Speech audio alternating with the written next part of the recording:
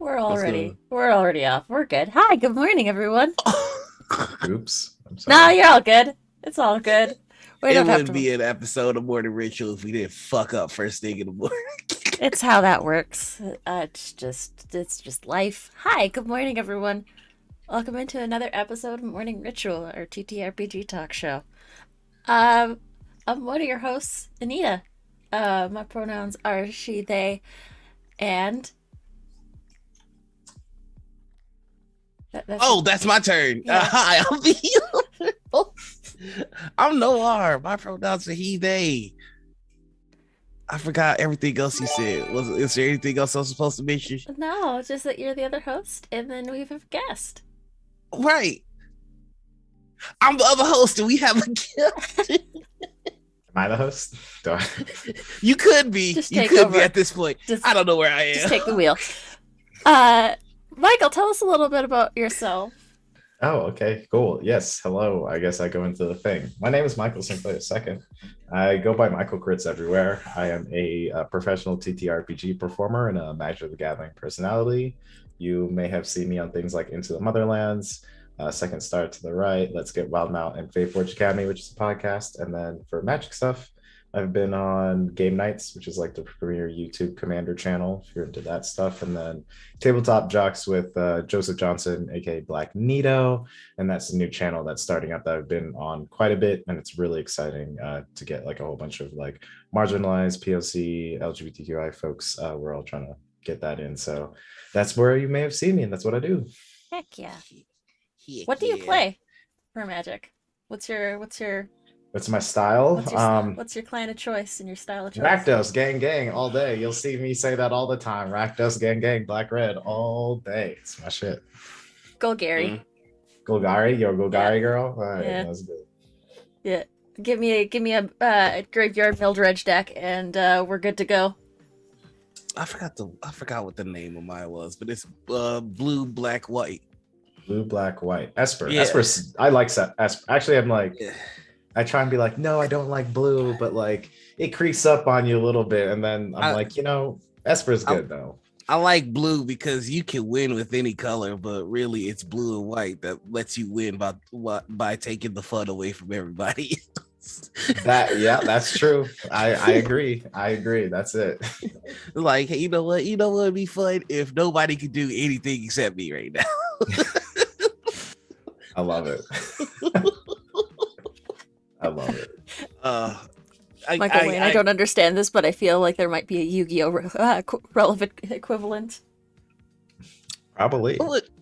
I think for Yu-Gi-Oh, the only equivalent I could think of is spellcasters, because that's what I used to play in Yu-Gi-Oh. Because it also lets you win by taking the fun away from everybody else. There it is. That's it. I've never played Yu-Gi-Oh, but the people who play are very passionate. It's making a resurgence, but there have been so many rule changes that like I looked into the new Yu-Gi-Oh and I'm like, there are too many different card types, there are too many different zones now. I'm a dinosaur, man. I can't keep up with all these card games. It's a lot. Yeah. And if you say that you understood how the Pokemon trading card game worked, no, you didn't.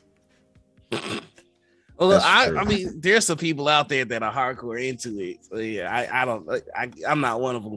I do have to ask, what is your most upsetting Magic moment? Because there have been times where I've almost thrown my deck into the river. I'm actually kind of pretty calm. There's only times where like I make a mistake, and I make enough of those because I sometimes try and play at high levels. But the times where I get most upset is when I play against an opponent who's just like disrespectful. That's probably the times where I get the most tilted, like in real life. Like, there's times where you like play someone, you can tell they have like prejudice and like they're weird, they're not respectful, and you're just like, This ain't like just a win for me, it's a win for the wide race. No, I'm just kidding. yeah, that's what it feels like. It's what it feels like sometimes, and it's just like I might like start setting boundaries, especially if it's just like, Friday Night Magic. I'm gonna be like, yo, do you want to play? And if people act like that, and be like, if you don't, like, we could just not play each other. Like, I'm not here to do that. Like, Yeah, you know what I I mean? think that's why I never played formally, Like I never did Friday Night Magic. I don't even really mess with the Magic arena game that they have. Like, I don't know. I just play with other people that aren't my friends. I did It's always one been a booster risky draft gamble. tournament and it did not go. It did not go. I got mansplained to the entire time. That's upsetting. Yeah. It's I the reason why I play Magic too is so I can change that, and so like I can help promote change that or be in these spaces. And then like the disrespectful people I'm talking about, like I feel like that's one way to address the change, like call someone out on it. It's like, why don't y'all play? And it's like, well, that dude over there is like weird and disrespectful, like, you know what I mean? Like, yeah, I took the loss, but like really that says something more about him being a Magic player than me being a Magic player, you know what I mean? Yeah. Yeah. As somebody that has their feet in both worlds, the world of like D&D and the world of Magic, how's it been watching the crossover between the two brands, and how do you think they've executed? Yeah, that's wild. Watching the crossover, I mean, I've been playing D&D since 2015 and Magic since 2018.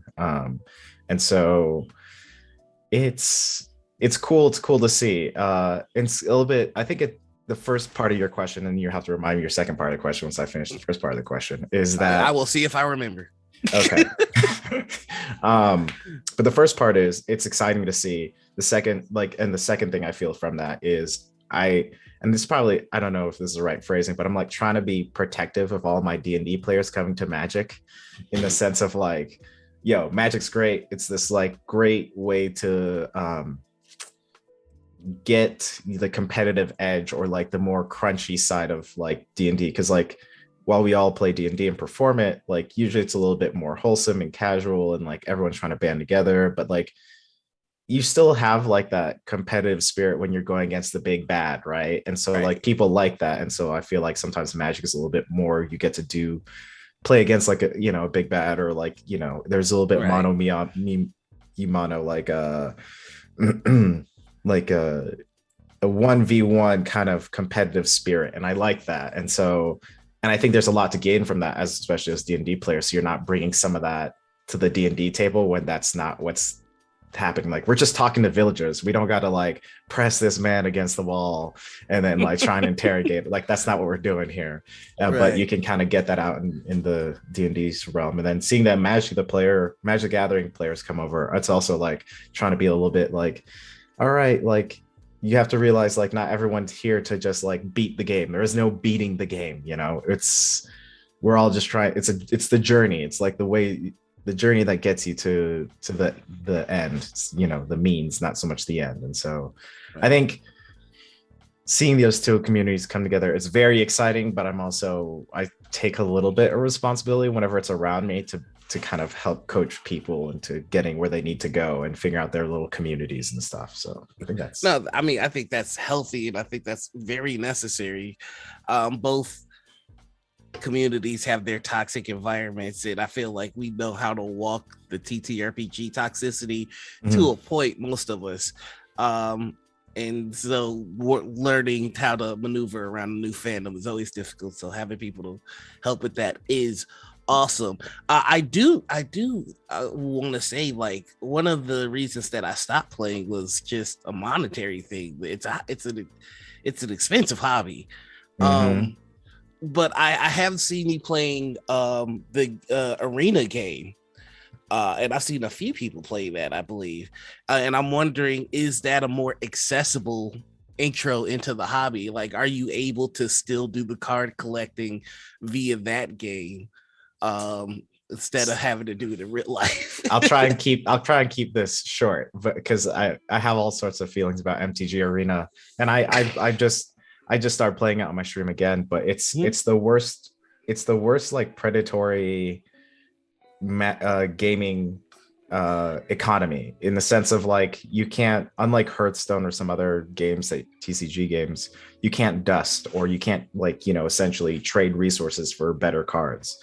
Once you purchase said card, like, you only have these resources you buy to buy certain cards, but none of those go one-to-one. They just go straight into the client, and then there's no way to kind of trade these cards in any shape or form. So you're just dumping money into the client. And so I've been playing a lot more Magic the Gathering Online, which is their older gaming client.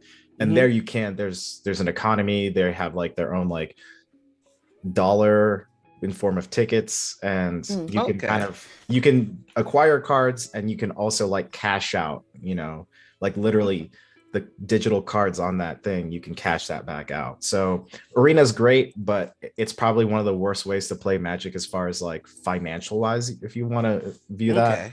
There's some free to play options, but as we all know, and we're all like gamers, and these free to play games have been out forever, sometimes free to play isn't the best way. And so yeah. When you say cash out in the original Magic Together, can you elaborate on that? So what happens there is you have a digital collection, and you can go enter to tournaments for like $10 or equivalent, which is like 100 tickets. You can sometimes think of tickets as like the in-game currency in there. And so you can have these cards that are worth like, they have a ticket value. So let's just say, let's just talk about Planeswalker. Let's say Teferi, right? You have a Teferi, one of the Teferis, they cost like 30 tickets, right? So you have these 30 tickets, and that's what the card is costs. You can trade it with other people online, and like say, let's just trade. You could trade with like a bot. They have like these websites that have like, they have a whole bunch of like stockpile of cards, and you can always like borrow or trade, and then you can cash out with these same services, like these online services where you're like, I want to sell you like these cards that I don't use anymore, and I'm going to get back like, I forget what the ticket to dollar ratio, I think it's almost like 1-to-1, like 30 tickets is $1 or whatever, I'm not quite sure, but you're able to get money back, right? So you can just be like, I'm done with these cards, I'm going to give these cards to like one of these companies essentially, and they're like, all right, here's $20, because that's how much that card is worth, unlike the other client where everything's just in and never comes out. I don't know how Blizzard allows both of them to exist at the same time, because Magic Online sells far superior. It's just the older client, so you're dealing with like, you know, it looks like an Excel spreadsheet is what people say. It's not that bad. It's like, that's a gross misunderstatement of what it is, but it's still a client that was made in like the 2000s, right? So God, I hate that we can say something was made in the 2000s. It's a long time ago. Yes, it is. I'm getting more real with it, and it feels weird. Yep. Like, have you noticed that you can like tell footage from the early 2000s? Oh yeah, absolutely. Like the kids are calling it the 1900s, y'all. They're calling it the 1900s. I hate it. You know what I visualize every time I see like an old grainy video from like early 2000s? I just think of that you're looking through, like, you have the old like Verizon, I think Sidekick. I forget which company it was, but you remember the Sidekick thing? Yeah. It looks like all Sidekick quality. Like, it doesn't matter how you try and revamp it or like renew the video quality. It just looks like you're looking through a Sidekick. I had the LG version where it was like you'd flip up the keyboard, or you'd flip it down, and then you'd have the... I hate it so much. I feel so like, I watched the episode of Legend of the Seeker yesterday. I love go sorry. Ahead. Sorry, I was having a moment. You can keep going. The fact that I can say the name of that show and it elicits a reaction means that I'm around the right people. I don't know. We got, last night we mentioned Dawson's Creek, and we got nothing. Oh my God. Crickets. I'm not a Dawson's Creek person, but Legend of the Seeker, those in the, what's their names? The people who like have the suggestive sticks that like stick you with the thing. Oh no, the Mord Sith. Mord Sith. Everything makes more sense as I've gotten older. I'm like, yeah, there's a reason why I like the Mord Sith. Like, you know. I was thinking the same thing when I was watching the show. I'm like, oh, that's why I like Confessors. Yeah, Confessors and Mord Sith. Like, yeah, there's a reason. Yeah. As somebody who's read the books, whole lot of things that are wrong, but there's a whole lot of things that are right. For those of you that don't know, there's a production company that like the Tribune channel had that did shows like Hercules and Xena, and so they were going to do an update on that with like a new franchise, and it was Legend of the Seeker, which were based on Terry Goodkind's books. Mhm. Only lasted 2 seasons. It was really good. I still So maintain good. that it's really good. So good. However, it got canceled, and the production team was just they responded by doing Spartacus, which went on to do really well. Yeah. So, God, it was so good. But like you watch those old episodes, and first off, you can see the old 300 zoom that everybody was doing when they were mimicking 300. Oh, okay. Yeah. Okay. That makes sense. Like but that slow pan. Yeah. But they did it before 300, right? Or was it No, around the same? Or was it after? I think they did it after. I think 300 came out, and they were just like, well, that looks cool, so we're gonna do just like after the Matrix came out, like everybody was doing bullet time. Yeah. I think nobody did it as egregiously as Jet Li in the one, but that's a conversation for another day. You're right. Legend of the Seeker was 2008, and 2006 was 300. Oh, okay. Makes sense. I have to ask, man, like Into the Motherlands, like that's big. Like that is a project that has a whole lot of meaning. I gotta know, what's it like being on that cast. I've spoken to it before, but I'll speak to it again because it's always true.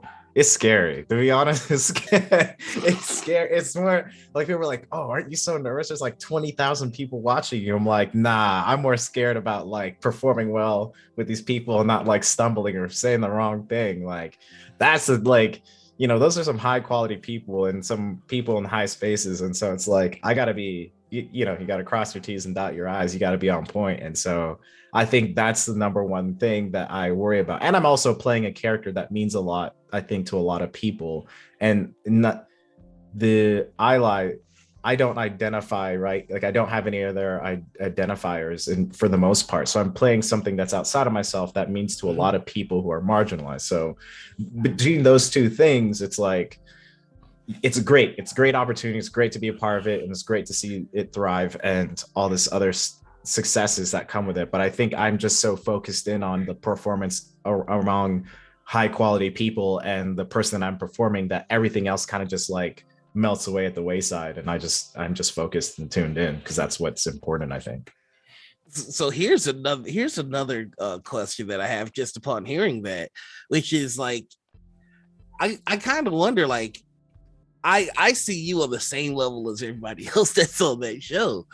I mean, you've kind of proven yourself over and over and over again. Like you've ended up on like a lot of high value stuff quite a few times. Like, so I'm wondering, because it's always interesting to me to see when somebody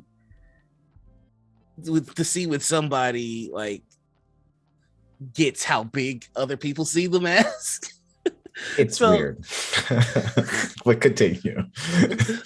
So like, I think my question is like, when you look around, like has there been a time where you're just like, yeah, I kind of belong here? No, I think when it comes to the stuff that isn't like, I think when it comes to stuff like that aren't as big, I think like, yeah, I'm comfortable here. I think this is where I am at, like Faith Forge Academy. Mm-hmm. But in some senses, I think it makes sense because we came up all together in Faith Forge.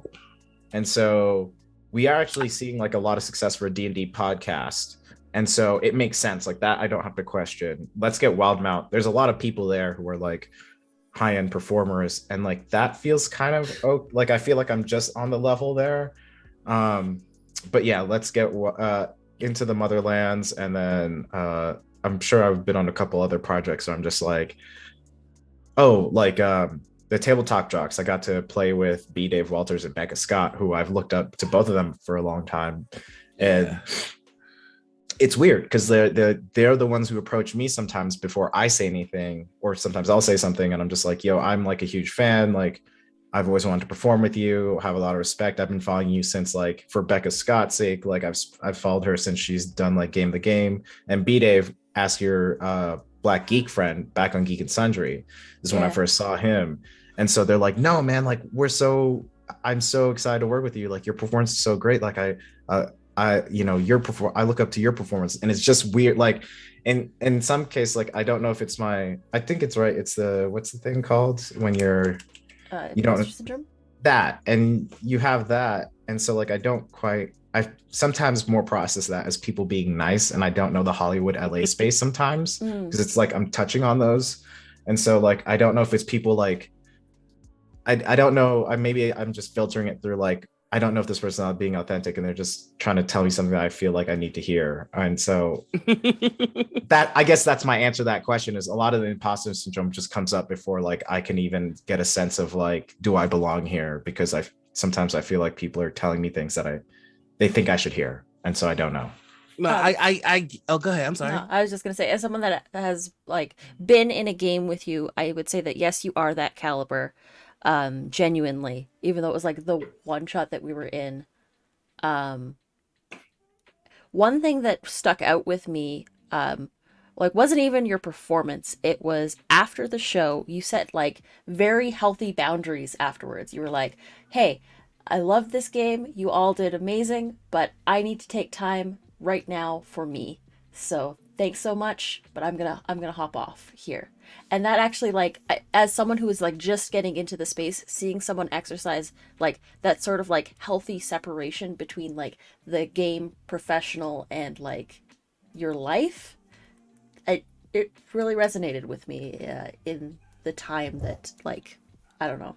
I don't know. It was just something that really stuck out with me. I appreciate that. I don't remember, like, that was such a quick interaction. Yeah, and it was just it was so one off, but that was the thing that stuck out with me. Not anything else from that game, was just like the healthy boundary setting afterwards. Yeah, I think I appreciate that. And then, Noir, I think you're trying to say something, but I first and foremost, I acknowledge, like, I think the basic fact, because this is D&D and we're all humans coming around to a performance, and it's the human experience is what you're doing when you're playing D&D. And Mhm. so, first and foremost, the foundation of all that is human. We're all fucking human. So it's like, Yeah. I'm always the first person to, like, acknowledge that, and that be the baseline, and then we can get work done, I think. So Mhm. I think that's what you saw, maybe, and I try and stay with that, because you see people burn out and you see folks Oh, focus on the wrong absolutely. thing in the space, and I'm like, yo, like, we're all figuring this all out together, you know. And I think a key bit into that is that you treat everybody like humans. You treat everybody like people. And I know, just especially from a lot of the conversations here, that one of the things that feeds into imposter syndrome for the more successful folks in this community is, I learned this from Tanya. Putting somebody on a pedestal is still dehumanizing them. That's when you say that you just treat people like people, and I've seen it and I've heard about it. That makes you somebody that's comfortable to play with. Um, I appreciate your candidness and your honesty about imposter syndrome, because I think it's important that, we always show that, like, no matter where somebody's at, that the brain goblins can still be Yeah, annoying little dickheads. yeah, I exactly. And I think, even though, like, I put these folks on a pedestal, I still like to always, the thing I'm always looking at people, even when I'm performing, is looking at their human side more than so the performance or accolades or anything else. um and so I always, I feel like I try and hold on to that, because when you're playing in these games with people, you still see, especially behind camera, you still see people's lives, you still see people's hopes, fears, all that stuff, even if they're not saying it, like, up front. Like, you can kind of pick up on these things. And so, working with B Dave, Becca Scott, Jimmy Wong, like, you pick up on some of the things that they've got going on in their real lives, and you're like, okay, And sometimes that makes it a little bit easier to perform. You're like, all right, they're human, and like let me just focus on the work. But yeah, there's still the imposter syndrome, and I guess working through that and working through this space is always going to be something that I'm going to continue to work on. And I appreciate you folks, some of the insight that you're giving, because it's definitely, I'm going to carry with me as I go into other projects.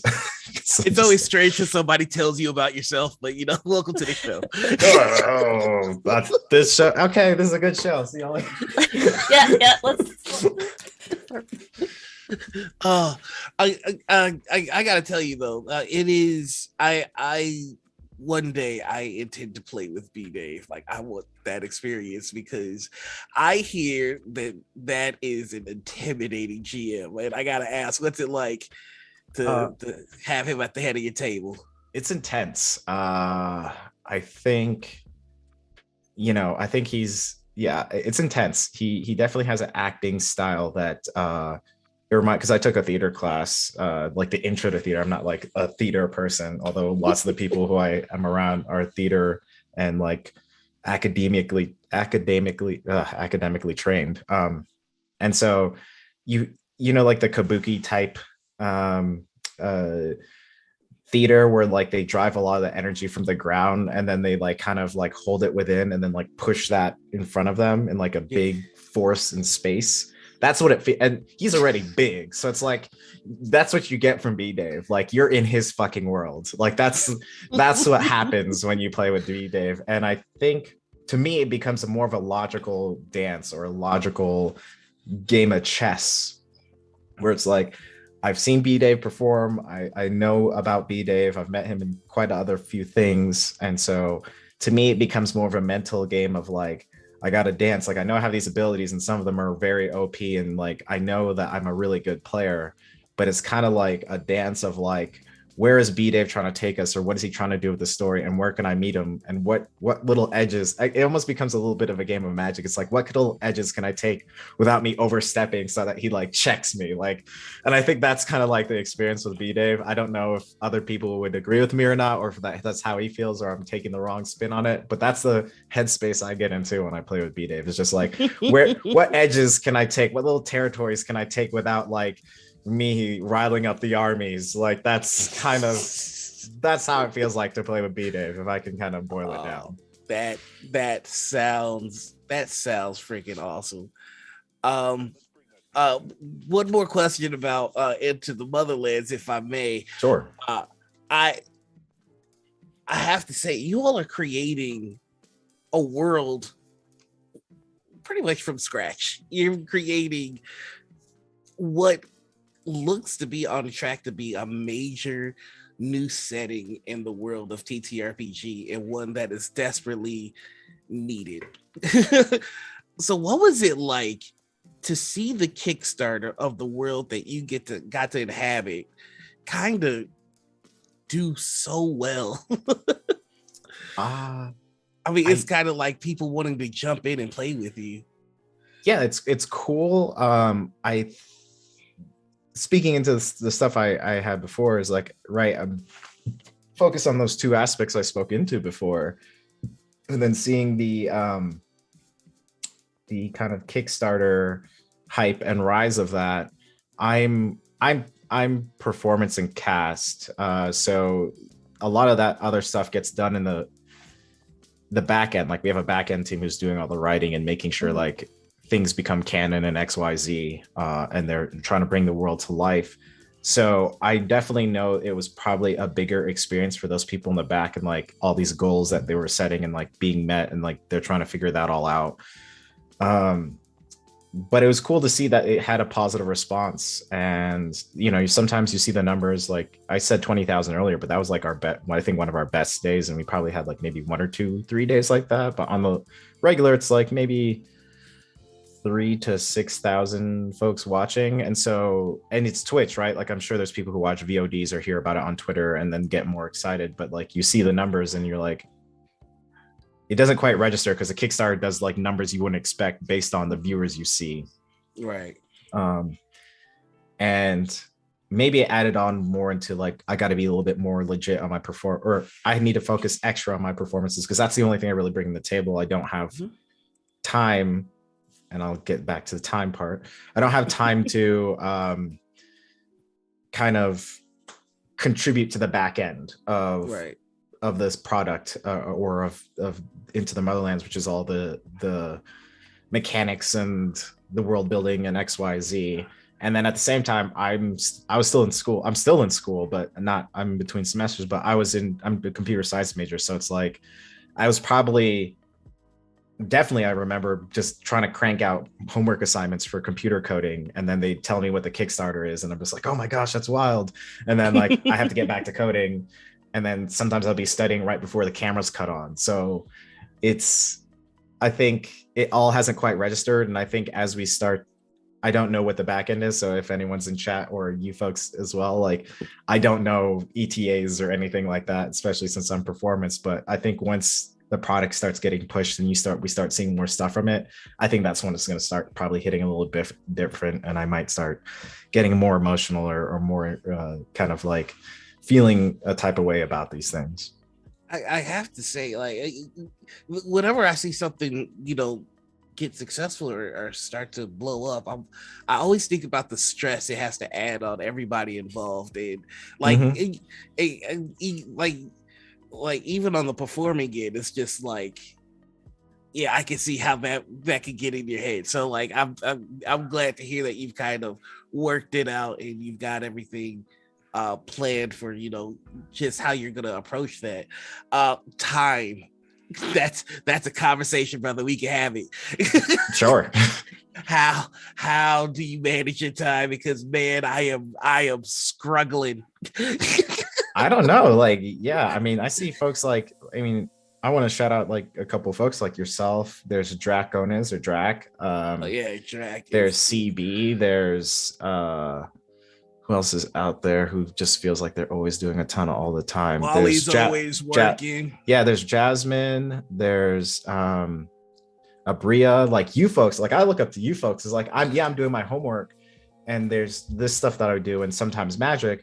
But I feel like y'all on that grind 24/7, especially like Drac. Drac isn't. I feel like I usually don't have an excuse because like Drac is also a computer science major, but he is doing, I think, production and mechanics and writing for D&D content and all this other stuff to do in the D&D realm on top of being, a computer science major. And I that's where I'm like, I cut it. I can't.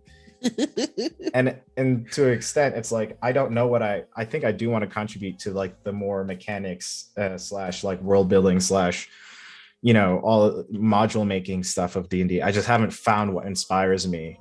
So I don't want to contribute in that way yet, or if I don't get there. But I mean, y'all are doing it. Like Nor, you're doing it. Anita, I'm sure you're doing it. And so it's like y'all are doing it. And so when you see me all over the place, it doesn't feel like I'm, a consummately busy. It feels like I do have some sort of balance. And I feel like, it's the bane of us all. Like I could be doing more. But sometimes I'm just like, but would I be happy or satisfied? Or would I just be more stressed? And it's kind of like diminishing returns, maybe. So yeah, until I find inspiration or motivation, I feel like it's diminishing returns to kind of just force something I feel like I should be doing until I'm passionate about it. So, so how do you? Sure. Oh God! I'm I'm at the diminishing returns bit. So yep, feel that. I'm like, you know what? Maybe the human body does require sleep, or at least time to cry. So I gotta ask you, how it's always funny to see how people end up in this space, because it's like it's not something that I think most of us kind of went into planning to like, I'm going to be on all these shows. I'm going to like get paid to play Dungeons and Dragons. So like, how did you end up here? Yeah, interesting question. So like most people in this space, my journey started with Critical Role, and I watched, because I was already in tune with Geek and Sundry stuff, like watching Felicia Day's The Guild, and kind of Geek and Sundry wasn't even a thing when I was actually consuming like all this nerdy content. It just started to become a thing as I entered the space in 2013, 14, don't remember. But so I was already on that stuff because I was watching other Geek and Sundry stuff, and then Critical Role came out. It was just like a teaser show that they were like, oh, we don't know, this is a new show on Geek and Sundry, and I was like, sick. So like I watched it since the beginning there, and that was 2015. So then I was on my last deployment in the military, or was about to go on to it, and so I ordered, the three main books you need for D&D, and I just like got a whole bunch of corpsmen and marines to be the players, and I started as a DM. I cracked open the book. It spent me about 2 weeks to kind of figure that all stuff out, and then from there I came back stateside, and as I was getting out, Encounter Roleplay is the first person who ever took me up, which I was in a show with Anita in, but I DM'd. The first thing I got into was being a DM, but I was like a forever DM at that point. I think I was probably 2 years of being a DM and never played, and then I was like, I want to join the TTRPG like performance area, but as a player, and I had to kind of like meet Encounter Roleplay where they were at, and they're like, we need a DM, so I did that, and then I got on Crafting Muse's channel because of Kai, Stonefly Kai, who now they do like Red Dead Redemption content like RP, and they've been doing really good. But yeah, so I got through to V's thing, and V's a phenomenal DM. And so I was there with V for like 2 seasons. And then I also was on Looking for More's Journey into the Oblivion Spire, which is a Dark Sun setting, I believe it's what it's called. And then Fateforge Academy, which we see some folks in chat from Fateforge. Gang. And then, yeah, and then all the other shows now you see today, like it just kind of kept going, and I'm just lucky and fortunate, and yeah, I never thought I was going to be paid. Like I still say this, like I have Fateforge Academy folks in here, and anyone who's ever met me, I could be doing this and not get paid, and all I really want to do is tell powerful stories. And the minute like I'm not telling powerful stories, that's probably where I don't want to be in the space anymore. The best pay that I think I get in this space is being flown out to LA, or getting these gigs where I get to meet amazing people like you folks, and connect. This is the reward. My reward is being able to connect with really amazing people and learn more about folks in the space. I think as long as I break even and I can meet amazing people, that's payment to me. But anything else is like extra sugar on top, and I get to buy more Magic cards or D&D products, and that's what happens there. Hell yeah! So that's the dream right there. Is just the kind of get flown out to one of these shows in LA. What's that like? Because it always feels like the LA scene is like so clutch and grouped and like it is really I don't know how much I'm going to speak into it, to be honest, because it is a thing for sure. And I guess I could say I'm breaching it slightly, but and there's people who I appreciate there, but there's also like a way that I want to navigate it in a sense where like I don't get caught up in a lot of it, because there's a lot of positives there and there's some negatives, just like any space. And so like I'm just trying to and this is a topic that we could speak into at some other point, but it's I think the first time when I got flown out for game nights, it was like it felt like I made it in a sense, right? Like, oh, I'm getting flown out for game nights, this is like a nice check. But I used that money honestly to meet people who I've wanted to meet for a long time in LA when I wasn't working on set. So I was just like, oh, let me reach out to these folks, let me see people, because that's what I care about.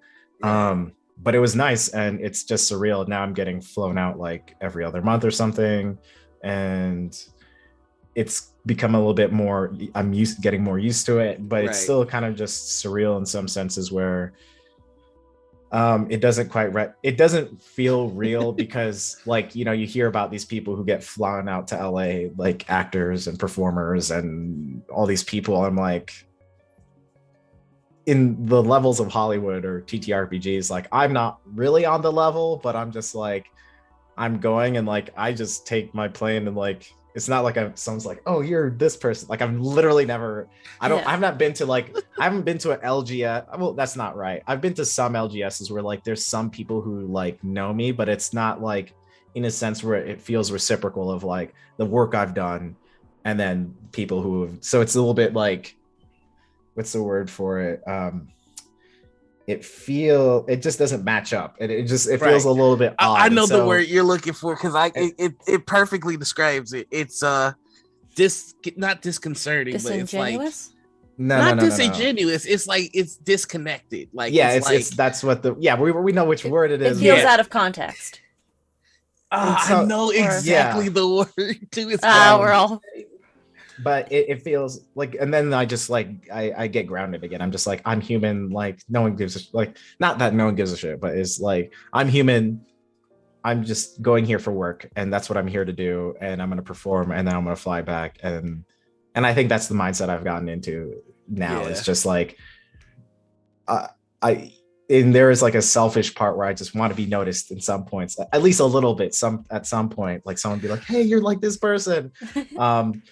But that's not how I feel about myself. So it's a little bit right. There's a disconnect there too. So I think I focus on just get the work done, meet some cool people like I want to. And those are the people who actually kind of geek out, are these people who are like actors and they're like, Michael, your performance is so good. I'm so happy to play. I'm like, you're not making sense right now, but like I appreciate you. You clearly can't be talking about disassociation. Classical Glyza. They got it. Have you been to a con yet and been since recognized? Any of this? No, and it's a conscious decision why I have not gone, because of the world we live in today. Yeah, it's a mess, and I want to, but like I think I'll find some of that want or need, whatever you want to prefer, wherever you want to place that.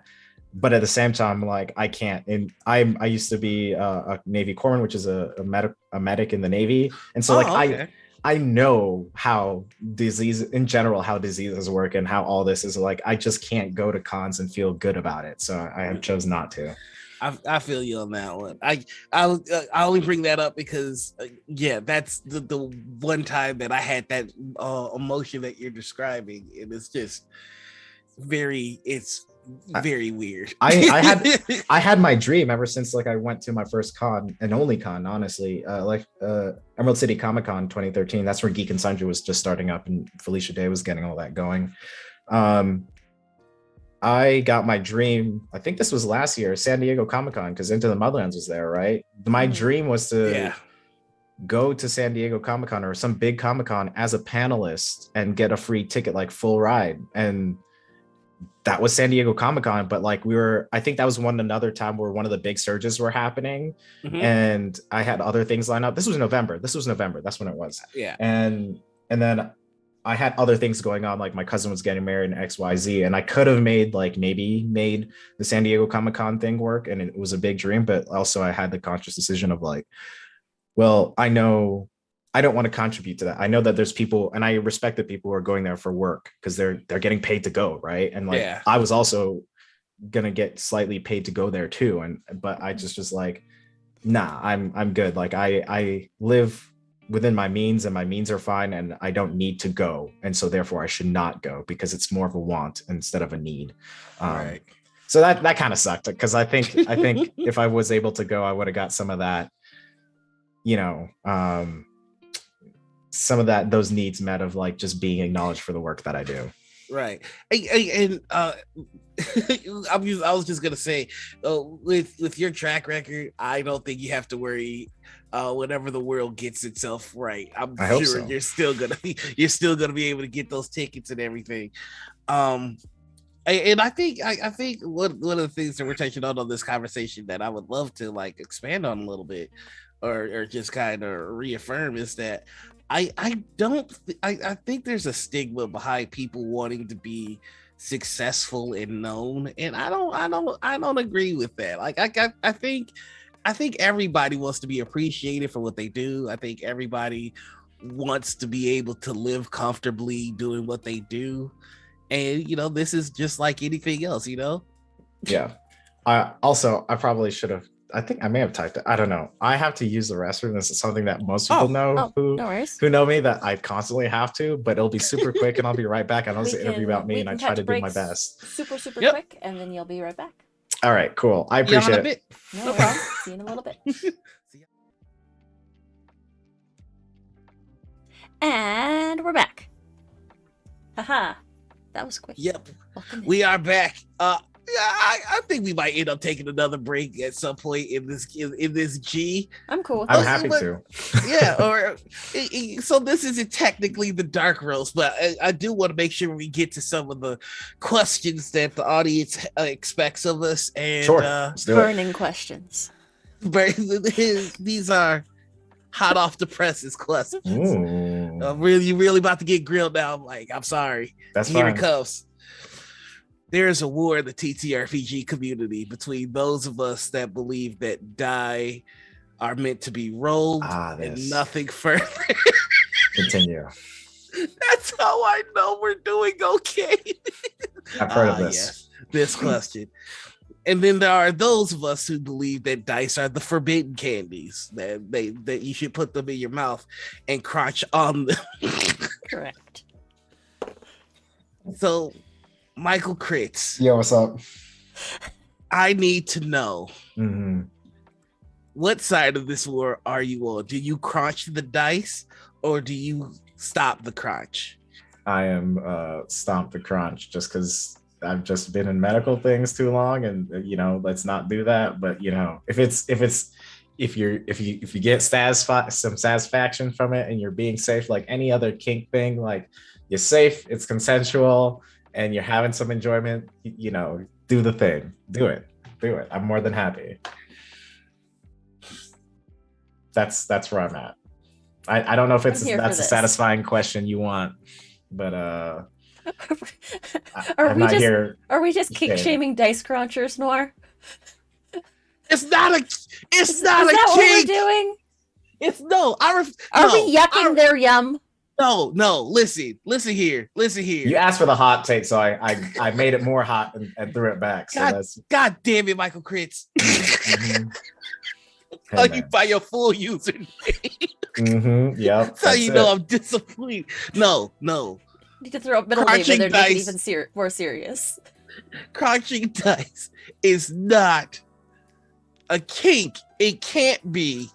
You telling me you don't get sweaty thinking about the geometrical textures with the tongue feel? Michael, that's sweaty crits. How dare you?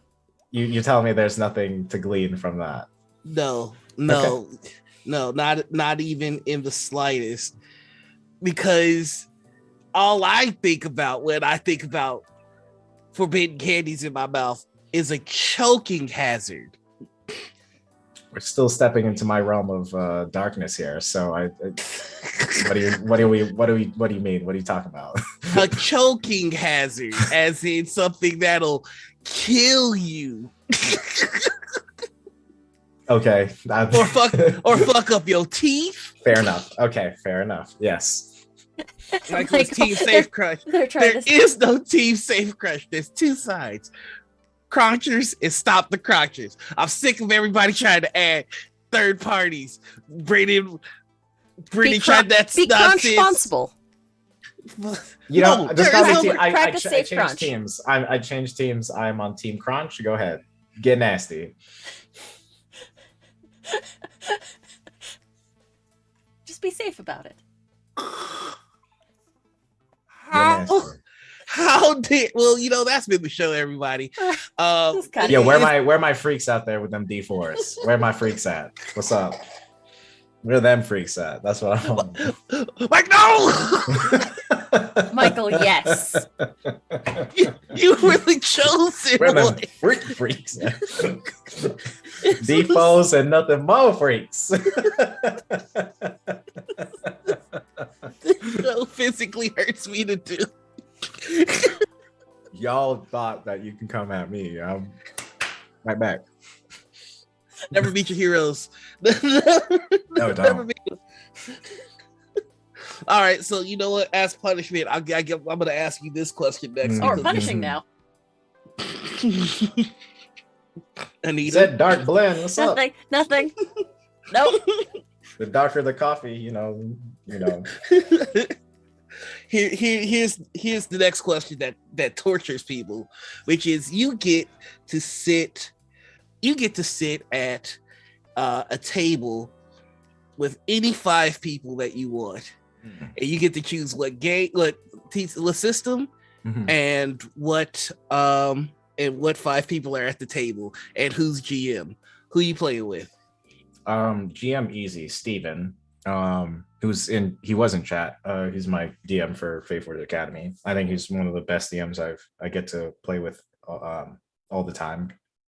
There's phenomenal DMs out there. I'm not saying all the other ones aren't great.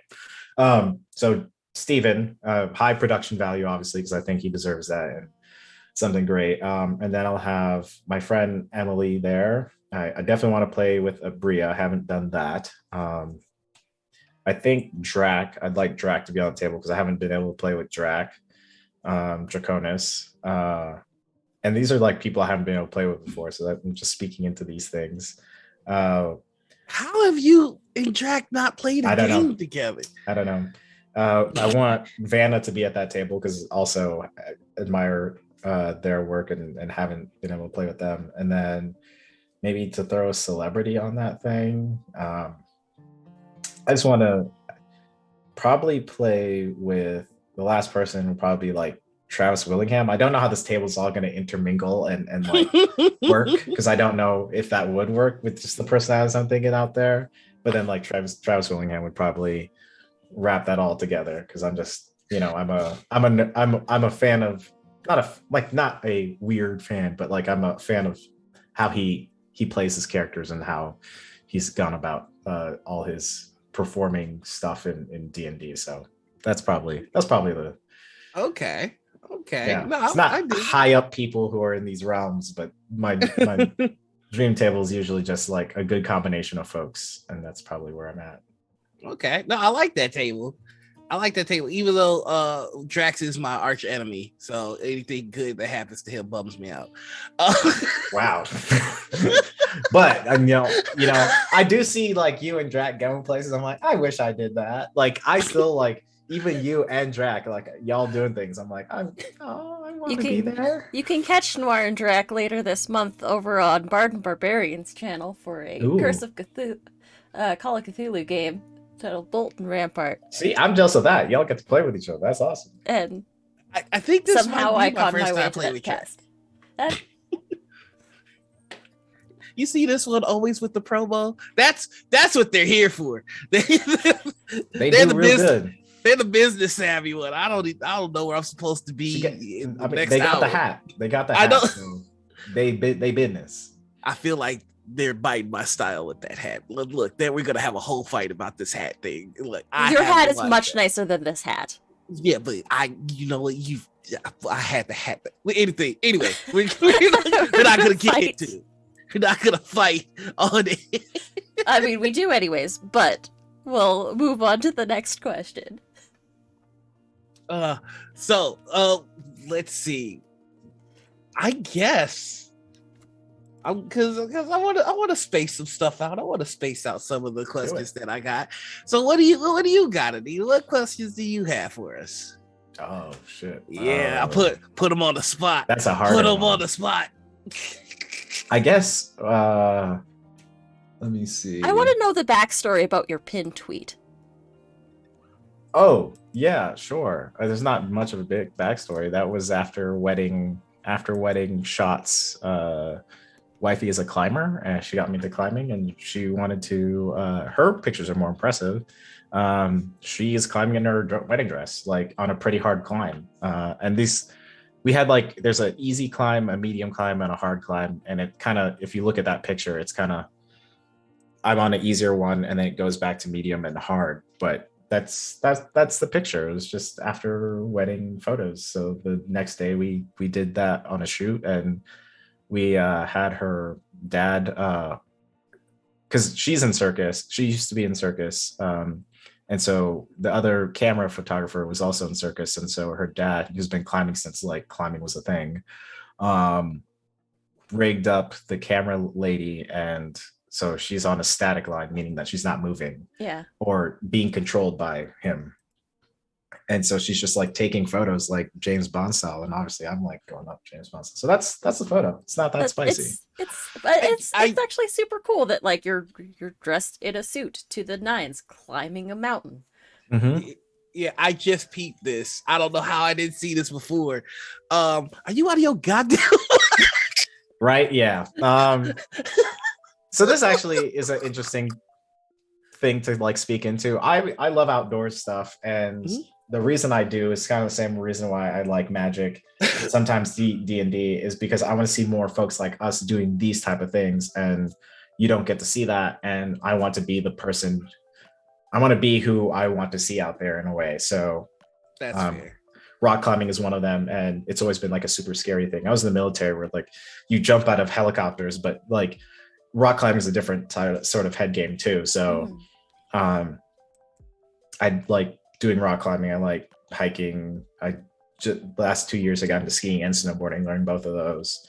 And it's really just the thing that always makes me want to come back to it is I want to see more people like us out there. And so that's why I do these things. It's not because, and I know like generally it's like, and it's a weird thing that you speak into it, like, what the hell, man? It's like, for so long, they try and curtail these spaces for people who don't look like us to have like a safe haven for them to explore.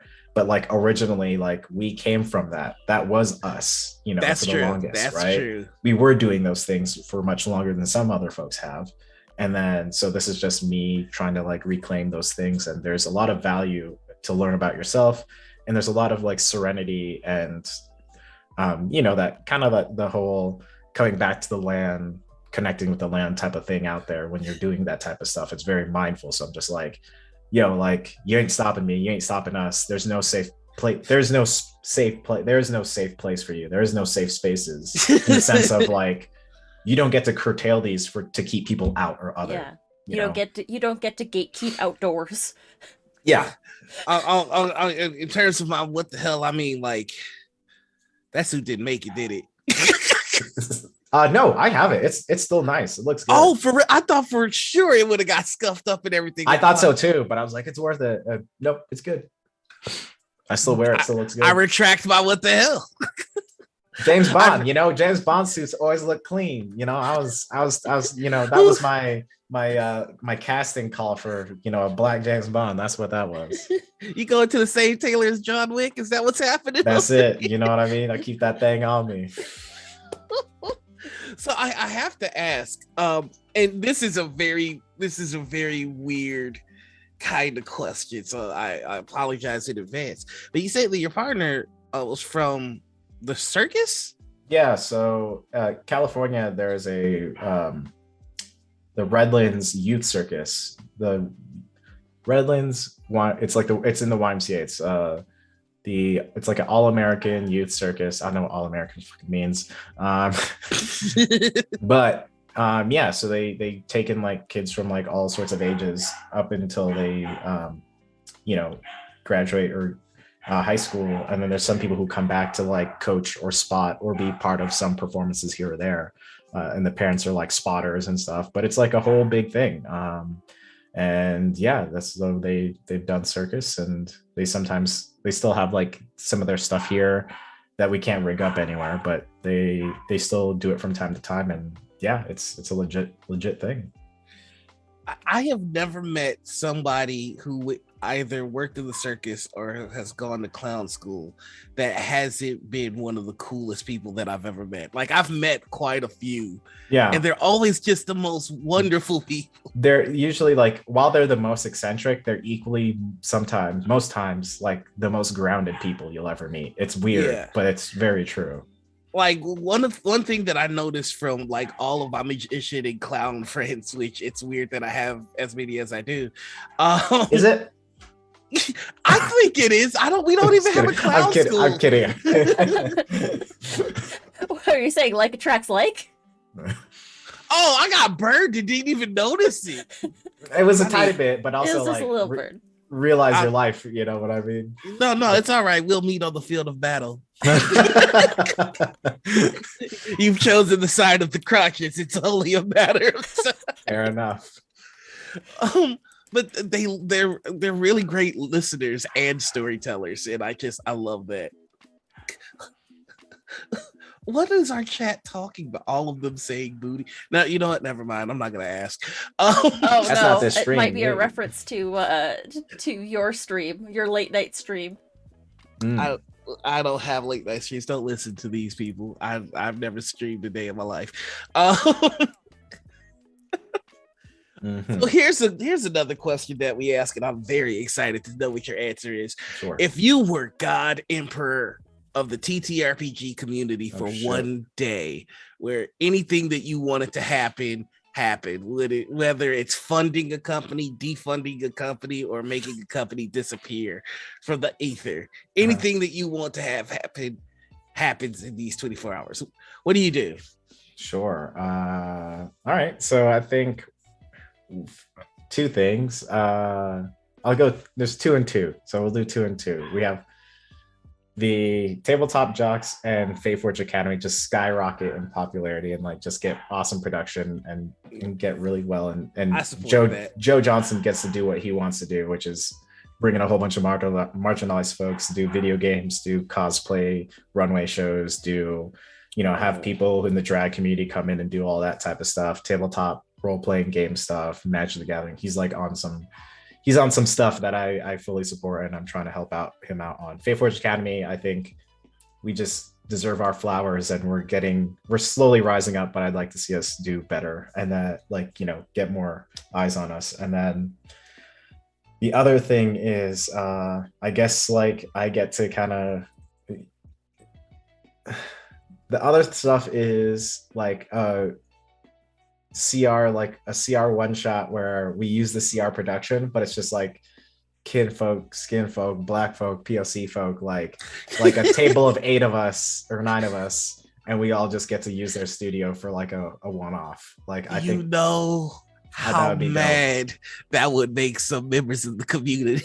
I don't give a fuck. They could suck it. They've had what they wanted for since 2015. What the fuck you mean? Like a day? Sorry. You're good. It's 18 plus. A day. We have a show. Fuck you. I'm asking for one show. So real. I felt that in my heart. Same thing. Well, no, Dimension 20 is doing their damn thing. They're doing a good job, but I also want to be able to be on a Dimension 20 thing because I've seen quite a couple of my friends on there, and I like to be on that. So I think God mode, that's probably what I would go for TTRPG stuff. And then and a bigger ask for God mode is probably this is selfish, is Magic the Gathering selfish stuff, but for WotC just to fix their shit for Magic the Gathering. Just there's so many different ways, but I would just come in there and just God mode changed a bunch of shit that they have not figured out in terms of lots of things. And yeah, I think that's where I would be. That's my answer, I guess. I want my broken combos back, god damn it. There's plenty. There is plenty. They took away mine. They took away yours. Got it. Okay. Well, I'll put that in for a day. You can have that for a whole. What was your broken combo? Week. Painter servant plus everything. Fair enough. So, I think that's my answer. No, I like your answer, especially because I could just see the tweet threads about that. The black people took over Critical Role. Please, let's be honest. If we did that, we only want it one time, one day. You know what I mean? And then if it was a continuous thing, their numbers would plummet because I'm keeping it real. They just we anyway. But no disrespect to any of them. They're doing their thing, and I'm not speaking into them, obviously. I'm speaking into some of the fandom that has kind of, whatever. And it's right. I want more people to come in. I definitely do want more folks to come into that, because the more it is, the more people see the TTRPG space, and we can get them into amazing things. So, and I've been watching it since the jump. I also don't get the people who gatekeep people for CR stuff. I'm like, I'm one of those people. I was like one of the 17 people in chat when it first aired. You don't see me popping off and being like, yeah, man. It's like, fuck off. Like, And it's happening again with the cartoon. yeah. And it's so weird. It's just the cartoon was there to get more people in. What do you mean? It is so weird to see the same old like cycles of like fandom just come back every once in a while, where it's like, here we go again.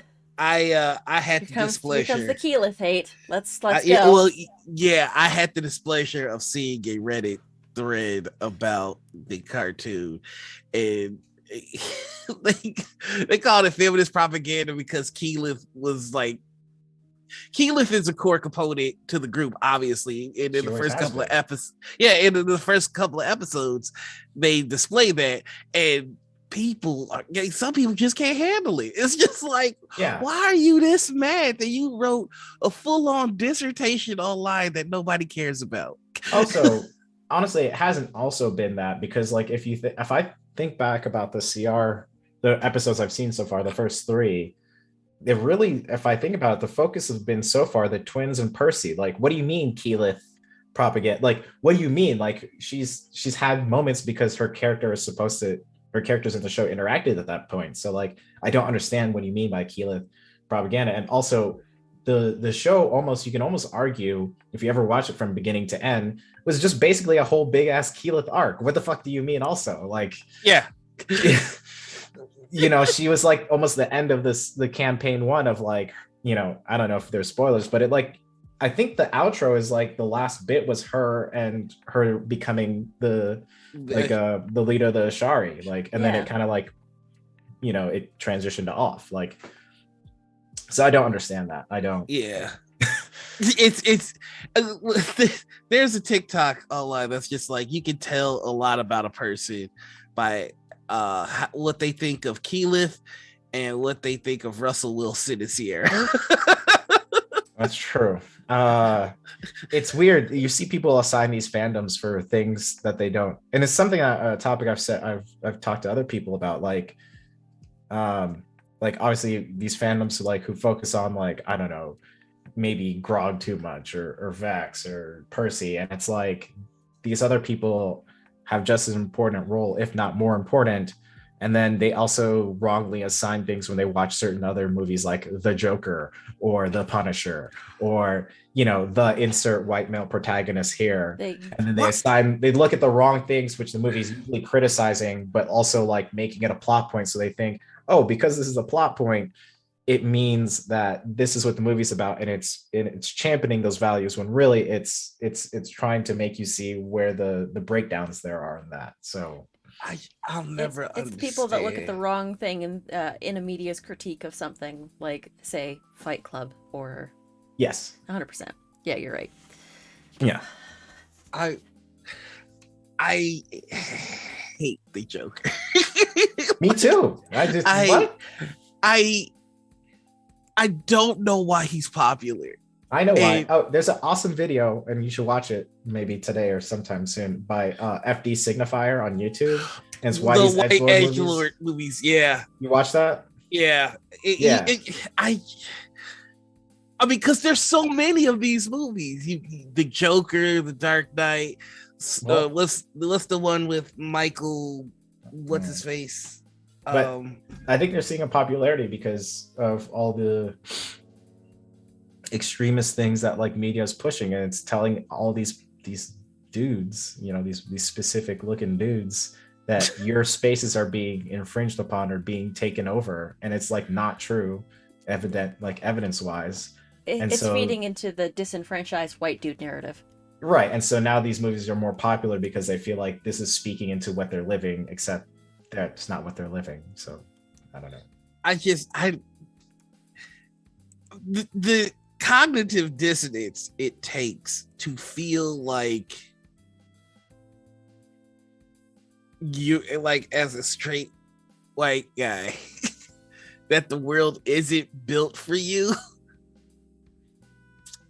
is impressive. Yeah, I mean, in fact, it is very much built for them. And also, what was I gonna say? Oh, sometimes I just put it in my head that these people just want to be oppressed so badly. Like that's what Yeah. they just like, I'm oppressed too. It's like, nah, you really ain't though. Like Like it's just it's a mess, and every fandom has that subsect of Mhm. people that just uh and I mean, just to get back on topic of Critical Role here for just a hot second. Wow, how do we turn so right? No, I welcome to Morning Ritual. This is kind of what we do. Sure. I have ADHD. It I'm happens. So do just I. Tangents I'm on not great. tangents. Yeah, I'm surprised we didn't end up talking about fish buttholes. That's fine. Do you I mean, want I don't want to, but I if you need to get that out. Oh, I mean, I had a random thought like, do fish have them? But we're gonna get back on track. CR, sure. Let's Back on steer this CR. train back on the rails. Critical Role and fish buttholes. Let's go.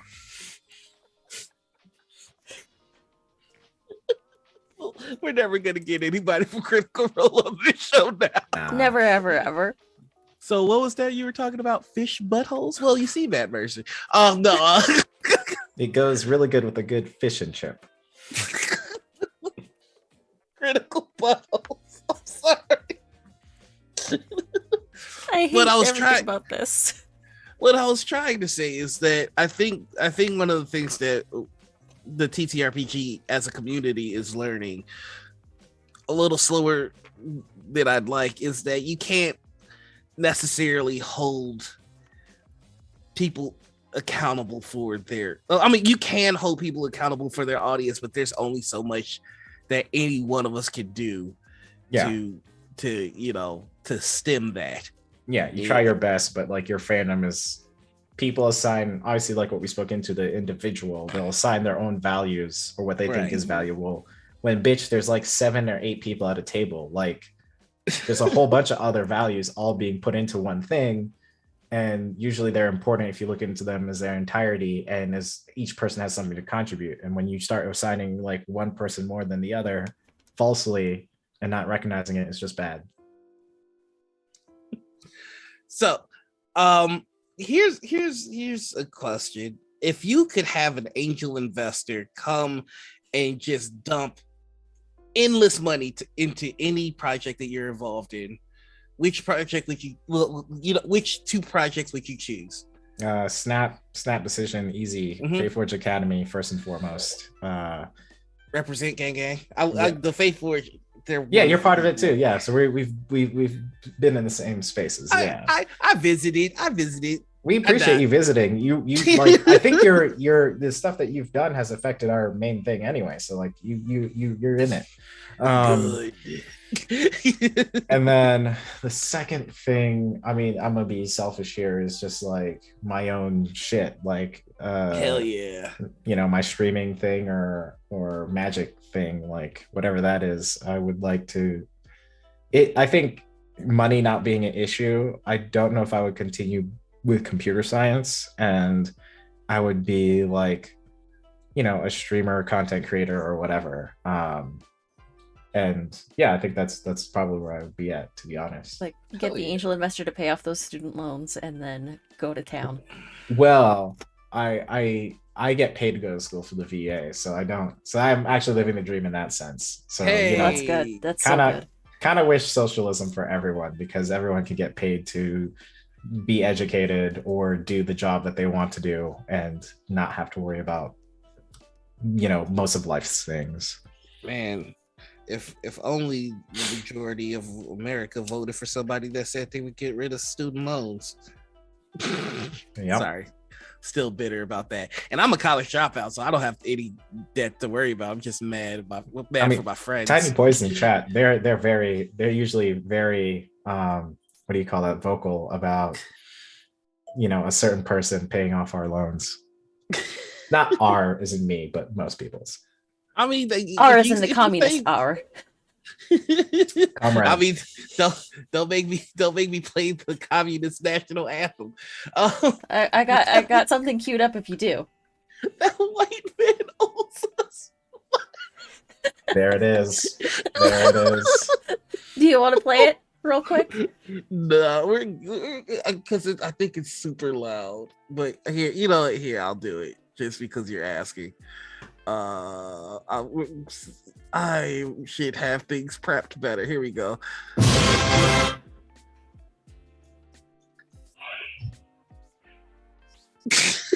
There it is. It's actually not showing up on my end. It's not coming through on my end, but that's okay. People know. Yeah, the people know. So what do you see happening for yourself in the future here? Like what are your plans in this space? Shit. That's a question. I just want to keep getting gigs. That's You're not gonna have a problem with that, man. That's the performer thing. Well, I actually am going to be putting out a shout out at some point about trying to get on some other shows, because there've been kind of like hiatuses and some shows don't know where they are, and like I'm also kind of like still on those teams and stuff, but I think I have like maybe 2 months of time that I can perform with some people if they have something coming up very soon. So that's something I'm probably putting out there. More work with tabletop jocks. I'm trying to help support Joseph Johnson as much as he can in his vision, so just helping out with that. And then there's some other things in the works that people have put in a word for me in, and I hope those come through. Josephine McAdams, she's the homie.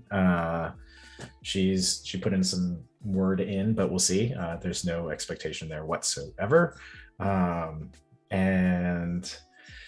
then I have this other thing. It's a gig that I got. It's not like a big time thing, but it means a lot to me. And I've had several of our peers have attended that show or talk show or whatever, and I booked something, and so I am really looking forward to that, because that's been a dream of mine for a very long time. So that's happening in the summer at some point. So I think those are the things that's going on. That's what's popping. And then honestly, like as far as projects wise, like the only other things I really want to ever work on is like do something with CR, like be in like a one shot or like a guest. And then same thing with Dimension 20. And those are probably like, I'd be pretty happy and then be content and just keep doing my own thing in the space and figuring it out. I have to tell you, you've been my intro into tabletop jocks, and they put together amazing shit. Yeah, they do. Yeah, like, Joe Johnson's great. It's wild that I haven't heard more about this. It's just the more I'm looking into it, the more I'm like, oh, this is super duper cool. Yeah, Joe Johnson's amazing. Like if I speak into it real quick, like I said before, he's trying to have like cosplayers come in because he's not super familiar with that community, but he wants them in. He knows that there's a bunch of people who are like marginalized, POC, LGBTQIA plus folks who are doing amazing things in the cosplay world, drag world, TTRPG, and Magic the Gathering spaces. And we would just like, I say we, and I'm sort of part of it, but I'm just trying to support where I can. He's trying to highlight those things and bring that up. And also like within that, like he also has to, it's tricky because you want to bring all those things forward with you, and when you're starting something out, you also need to like bring in people who are known in the space. So like the balance of that and figuring that as you go forward. And I think that's the dance that I think that Tabletop Jocks is caught in, and I think he's gonna be able to navigate that successfully so that all these other folks can come in. That is awesome. Yeah. So we're trying to blend all that stuff together, and I think it's successful so far. We've had some big people come in, and we've had, and I think we're getting more and more diverse as episodes keep coming out. So I think that's good. Yeah, definitely has a swag to the channel look. I love the Biggie crowd. Oh my god, it's good. Yeah. Yeah, I think I'm gonna obsess over this now. That's what we want to see, because like it all got inspired also too by like we called barbershop magic, or just having like like we had the first like all black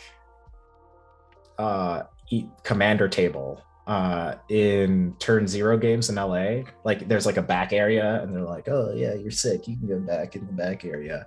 And it was just like we had like a whole all black pod and it just felt different. Like it just felt like you were in the barber shop and you can just relax. Like you don't have to like have all these like filters on yourself or all these ways of appearing that like that are palatable to people. We were just like, saying N-word that, N-word this, like, check yourself. Like it was just all these like ways of being and speaking, and like you don't have to code switch. You don't gotta code. It's just natural, and it felt so good to play this game that we love and be able to just be ourselves. Obviously, on Tabletop Jocks, we aren't going to be like spouting that, left and right. It's a little bit more refined than that, but but you get the flavor. Like you still get the flavor, and that's the point.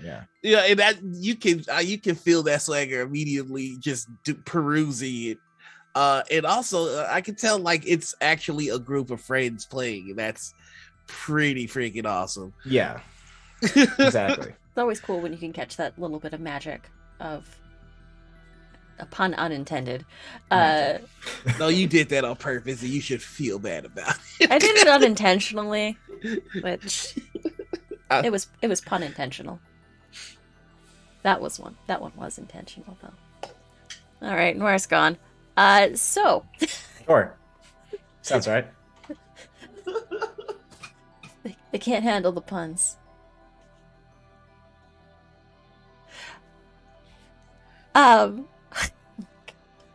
Were you about to say that? No, that was fine. Hey, congrats, Tiny Poison, on your first ever Magic the Gathering game. Heck yeah.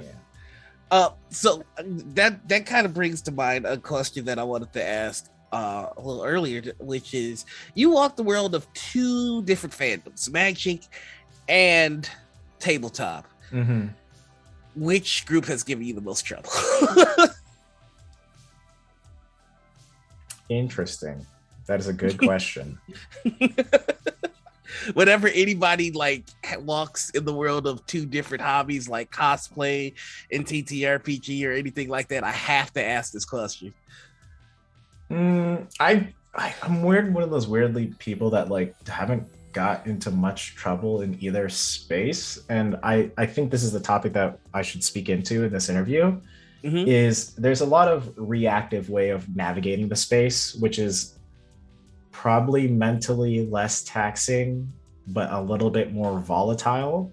And then there's another way of navigate. I'll swear I'll get back to your question. And no, you're good. The other way of navigating the space, which I choose to navigate the space, is being very, very proactive, which is a lot more mentally taxing and not as volatile. And so what I speak into that is,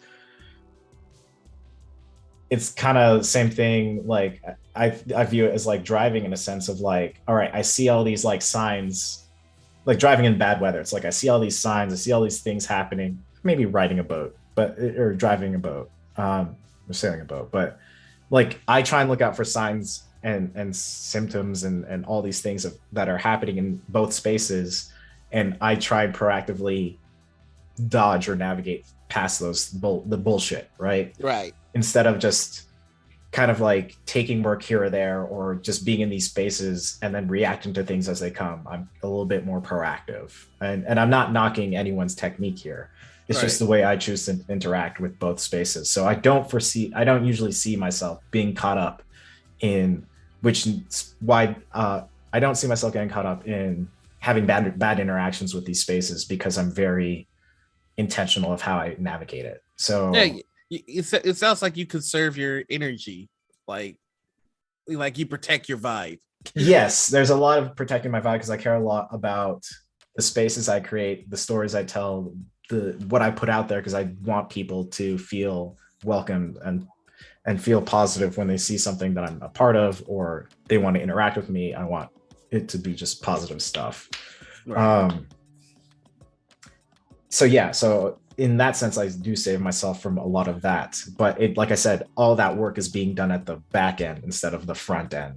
Right. And so, to answer your question, I think the harder space to navigate, I guess, would be right now Magic the Gathering, but not by much. It's not very noticeable because I'm so focused and intentional about how I choose to navigate. And Magic is just more like, right, in D&D spaces, it's a little bit maybe easier to curtail your space with people you want to work with. But when you're at like a local game store or playing online, you can't really choose who your opponent is. So unless you're playing, Commander, which then it would probably be as easy and not trivial to navigate as tabletop role-playing games are. Who's your commander of choice? Say that one more time. Who's your commander? Like for your commander decks, who's your commander of choice? I just really like playing Corvold ever since he was a card. Like I played it in standard before he was a commander, and everyone's like, he's busted. He's maybe a little bit busted, but I play like a fair version of him, like a very more interaction based to stop people from doing their commander BS, which is just comboing and not interacting with anyone on the table. I'm like, look at my cool thing. I'm just like, nope. So that's. Nope, but they can still kind of do their thing. Like it's not full control blue, like I stop everything you're doing. It's more like I'm just gonna make you stutter a bit. And that's kind of how it's my favorite, because everyone gets to see what they're doing and having fun, and the game continues, and sometimes I win. And that's the deck. What is this fun you speak of? We can't let people have fun. I do have one of those, which is Croxo.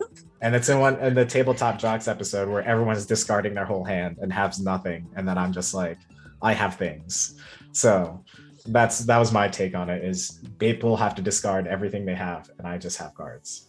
If you could ban one color for a year, which color would be banned? Oh, that is a hard question, because I think it teeters between white and blue. Because white is getting a lot. They're making white way more stronger as the days go by, even though they were like one of the most disenfranchised cards, which is weird from reality, but colors. But I think blue is starting to get to places. Blue's always been powerful in Magic, but like how powerful blue is becoming is really wild, and it speaks into when the past 3 years most of the cards that were been banned have been blue. It should really say something, I think. So all it says is that the world can't handle us. Can't handle our strength. I do feel like red has kind of been abandoned. Like I feel like red could use some loving. I think actually red is the best support color. Red is the best support color Magic has. If you think about like the most powerful decks, like blue red is like one of the most powerful combinations nowadays. And then you have white red, which is seeing a lot more love in Commander. You see green red has always been just really strong, like can just kill you out of nowhere. And then red black. Red is what really makes the deck function. If it wasn't for the red cards, Rakdos probably wouldn't be a good archetype. So it's the best. I think red's the best support color, but it's not like the headline. I would agree. It's not like, doesn't feel like the headliner for sure. Yeah. I've been watching the previews of all of the new Magic sets, and one of the things that frustrates me the most is just like the stories are so good in the cinematics. Why don't we have a Magic show yet? Netflix. I think Netflix is still working on that. They have an anime coming out at some point. I don't know when.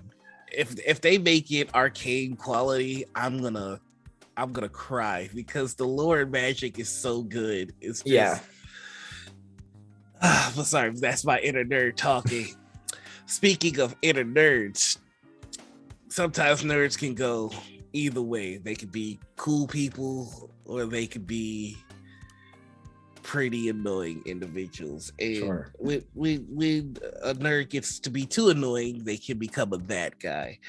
If you've been in the tabletop community for long enough, you've probably had the displeasure of playing with the bad guy. That's somebody who is a black hole of fun at the table. Somebody, if they were yeeted into a black hole, your enjoyment at the table would increase tenfold. So I have to ask you, Mike, have you played with a that guy? Do you have a that guy story? That was story. That was story, not about. I there's two people I can think of. I can only speak into one. So one of it was someone who I played with in my campaign that I ran for a year and a half in Irvine, California, because that's where I was living at the time. And we just had this dude who was a power gamer, played a paladin, of course, and like made encounters not fun. And he built his paladin in such a way that like he couldn't mess up any saving throws. He was good at everything. Like he was just like God gaming. Like he found a way to make all the rules interact to where his character was good at everything and bad at nothing. And that's a black hole of fun because it's like, you know, D&D, good D&D exist. Like why it's good is because there's conflict, and usually it's conflict in the sense of, you know, you versus this other thing, your group versus this other thing, you within you versus you, or you versus the outside world, like, you know, right, the outside world. And so when you remove, especially the one with you in the outside world, it tends to make everything less fun and sort of like there's not much more drama because you can succeed in almost anything that you want to do. Yeah, barring it's not like the challenge anymore.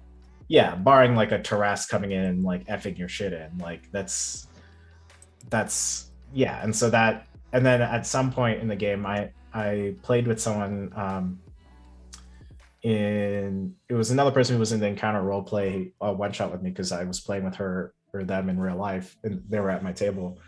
But this one person called that other person the R word, and so the ableist word. And so I was like, that's it, we're done here, you're out. And so like I stopped the session right there. And this is before like the tabletop scene was really heavy into policing that type of stuff and about like, you know, the safety tools and stuff. This was like maybe as those things were just starting, but because I was already in like sex positive kink BDSM spaces in LA, like I already knew how to like kind of navigate that type of stuff. So like when that word was presented, because before then there was like this PC drama and it was happening, and it wasn't off the table at our table, but like I also believe we never said that. Yeah, we also actually made it clear that you can't like curse out anyone, right, in any sort of way. Yeah. And when he said that word, I was like, our game is like, we have to stop right here. And then I kind of like, it took a beat or a couple beats, and then I was like, actually, we need to stop and you need to go. And so we had that person go. He stopped playing at our table, and then I had to help this other person navigate their feelings after being called that. Right. And so that was a black hole that had happened, but I think we navigated it okay, and we continued the campaign without that person, and it was fine. I mean, that person was definitely a that guy, but I think the way you resolved it was textbook. Like that's exactly what's supposed to happen. Yeah. So kudos to you on that. But holy shit, this guy. And it was like wild because I was like, yo, you're out, you just cursed. And he's like, what do you mean? I was like, you just said this word. And he's like, that's not a curse word, that's fine, it's an okay word. And I'm like, it's not an okay word. Whoa. And so yeah, that ended quickly. And this is at my homebrew world, so he still has a place in the homebrew world, is like where he died. Like I've killed him because like once he left our table, I also just made it so that the thing that they were interacting with eventually came and like just offed him. And so he has like a shipwreck cross or a shipwreck like thing tribute to his god that like if any of my other players ever visit it, they'll get to hear this story, and there'll also probably be something like with attitude that I put there as far as like a vigil to being an a-hole that he has there. I have to say, there's nothing more satisfying than writing out a character of a player who's an asshole to other people. Yeah, it feels real good. From experience, it does feel very good. Hello, Raiders. Welcome in, Raiders, from the Initiative Order. Yeah. Hey, y'all! Thank you for joining us. Man, I love how you handled that, though. Seriously, especially you mentioned helping somebody navigate through their feelings, and I kind of would like to do a little bit of a deeper dive on that. Like, can you take us through what that process looks like for you as a GM? Because I know, like, getting rid of the problem is the obvious solution for most GMs, but I think that extra step of talking to the person that was affected by the problem player is a step that not too many people talk about enough to like know how to do that. So I'd love to hear more about that. So I guess when that incident happened, I directed that person to leave. They eventually did, because we were all just threatened, like, we're just all gonna go. And he's like, no, fine, I'll go. And so once that happened, I checked in with all the players first, especially I checked in with the person who was the victim of what happened there, and then I spoke to everyone else at the table. Everyone at the table was fine, and then me and that one person like went someplace else, and we just discussed like, hey, how are you feeling, what's coming up for you? And this is because like I've had a bit of experience with like life coaching and being a corpsman as well in the military, so you end up becoming like a lot of the times like a person to kind of confide in. And so with all that being said, I just checked in and be like, what's coming up for you? How is that triggering for you? And I felt comfortable doing it. If you don't feel comfortable, like obviously that's for every person, Yeah. but and I was close to this person anyway. This was someone who I continue to play with. I played with in other stuff. And so I just checked in, said like, do you need some time to step away from the campaign for a little bit to figure it out? You know, how also like, what does your character need as well? Because like their character was also called like, it could have been character or PC, or person or PC. So I was like, does your character need anything either because of this moment? And I was already working a lot with that person on some, there's a specific type of way like DMing where you get to work through some of the stuff that you are going through in your life. You don't always have to do that if you're my player. But I like DMing that way. And so it already felt like a responsibility that I needed to take on. And so, but we were able to figure out something that worked for them, and I was able to talk them and work them through and see if they wanted to continue to play. They wanted to continue to play. I asked the other players also if they wanted to continue to play, and they were comfortable, because there's also might be a breakdown in trust between myself and the players, and I wanted to make sure that was okay.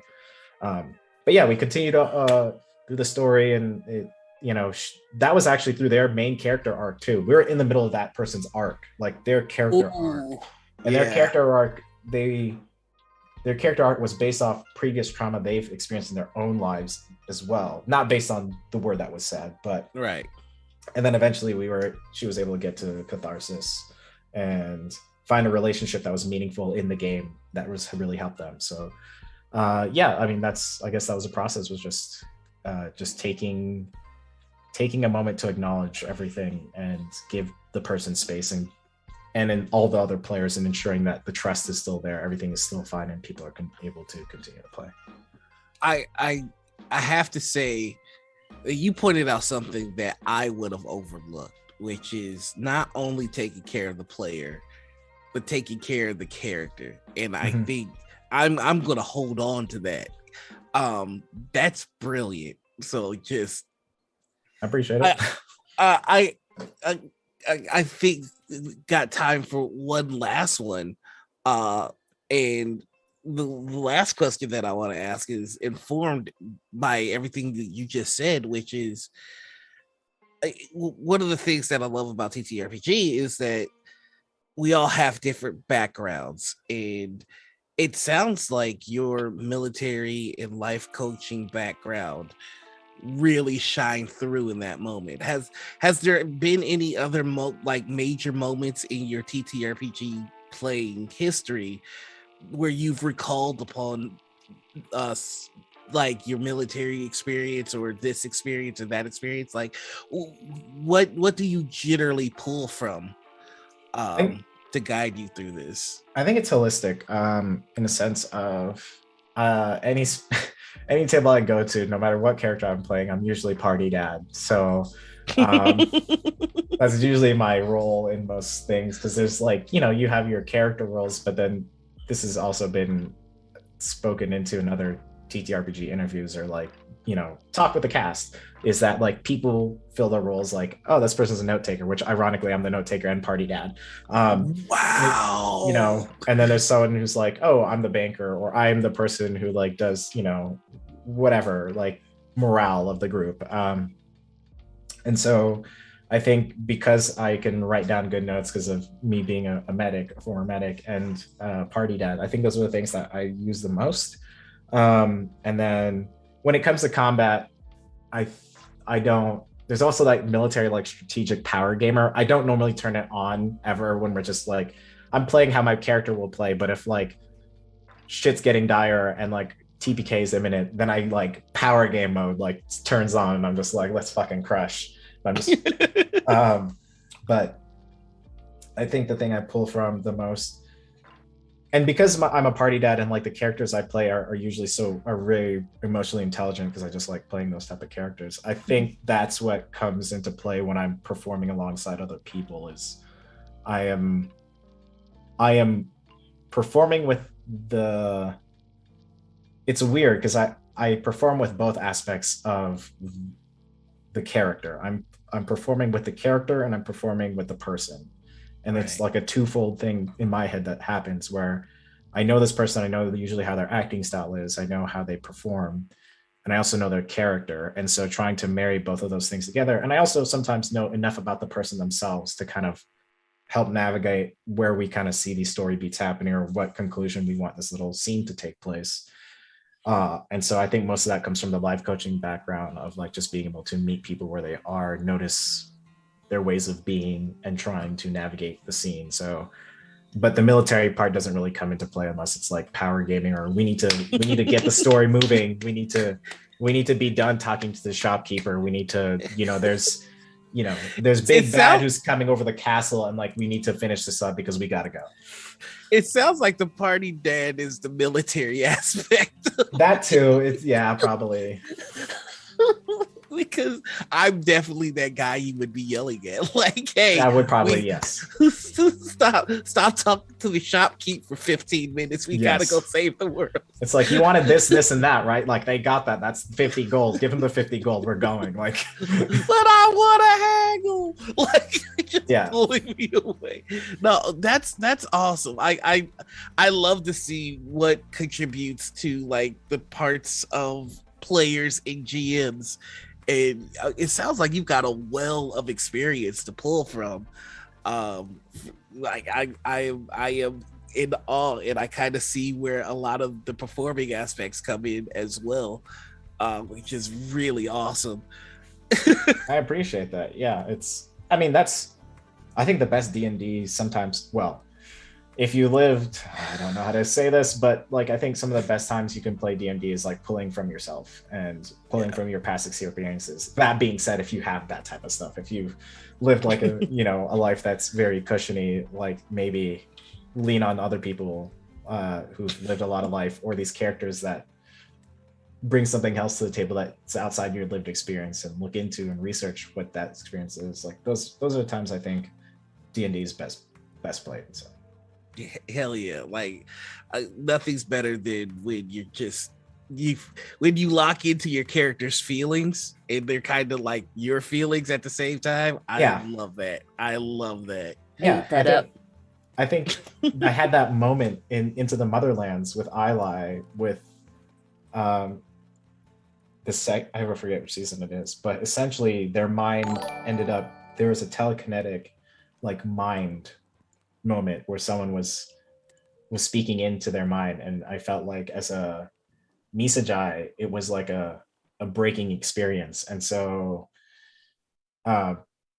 because in my head that Misajai do a lot to kind of meld with the being, because it's like a dual being but there's still one being, and right, and it's very seamless. But I think like in my lore, and I think they might have changed this in the book, that there's like a process when you become like reborn again, quote unquote. That's probably not the best way to say it. With being with this other being, you have to learn how to occupy the same space as another being and learn to meld with them. And when they were like done the telekinesis part, it felt like they were back to being a baby and a kid again. And I had to kind of go through those feelings.